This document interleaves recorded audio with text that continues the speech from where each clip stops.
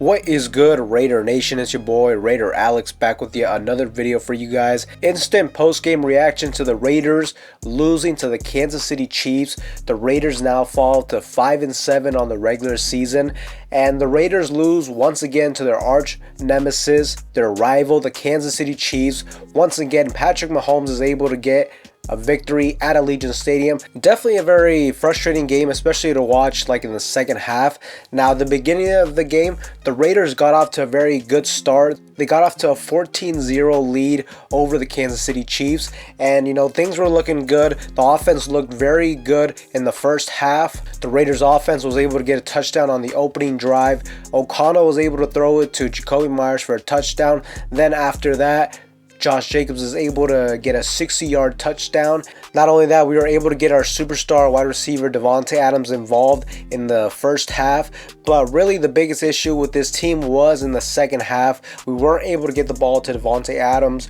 We weren't able to score any touchdowns. We weren't able to get key conversions and really get anything big going in the second half. This is now the second game in a row where the Raiders offense has struggled tremendously in the second half. So it really goes to show you, what exactly happened. Did the Kansas City Chiefs defensive coordinator make key adjustments that really affected us? We also had a point in the game where we went for it on 4th and short when we were backed up like at our own 20-yard line. And I was okay with the decision to go for it because we were down 2 scores at that point. You gotta find a way to get a touchdown to get back into the game.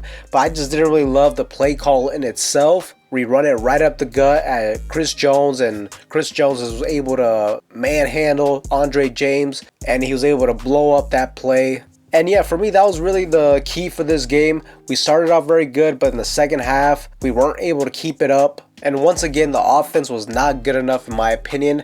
Look, Aiden O'Connell, I thought overall, he had a pretty good game. He went 23 of 33. 248 yards passing, 1 touchdown, 0 interceptions. But like I said, when we needed crucial first downs to move the chains, and most importantly, when we needed touchdowns in the second half, this offense could not deliver. And in this game, I think our defense, they did all right in my opinion. I didn't think they did great. They also didn't have a bad game in it of itself. But I think in order for us to upset a team like Kansas City, we were going to need more from this defense. And most importantly, I think to upset a team like the Chiefs, we got to find a way to get more pressure and more sacks on Patrick Mahomes, and also ideally be able to generate a turnover. The Raiders in the past 2 games were able to generate about 6 turnovers, but today we were unable to generate any turnovers on Patrick Mahomes and the Kansas City offense. Also, too, it doesn't help the fact that, look, our star defensive end, Maxx Crosby, was not 100% today. He just did not really look like himself. And look, it was just crazy enough that he actually played in the game, because a couple days before we got the news that he was going to be doubtful for this game. And it looked like there's going to be a good possibility that he was going to miss his first career NFL game. But Crosby did everything he could to go out there today, and that's exactly what he did. But this didn't feel like the Maxx Crosby we've seen in the past earlier in this season. That's essentially just been a one-man wrecking crew. But this was definitely a disappointing loss just because of the way we started. It felt like we had a chance to maybe upset the Kansas City Chiefs. We weren't able to sustain that throughout the second half. And when it comes to interim head coach Antonio Pierce, he started off 2-0 as the interim head coach, but now he's lost back-to-back games against legit opponents. And I definitely understand that in the Miami game, we were in it till the end and we had a chance to win.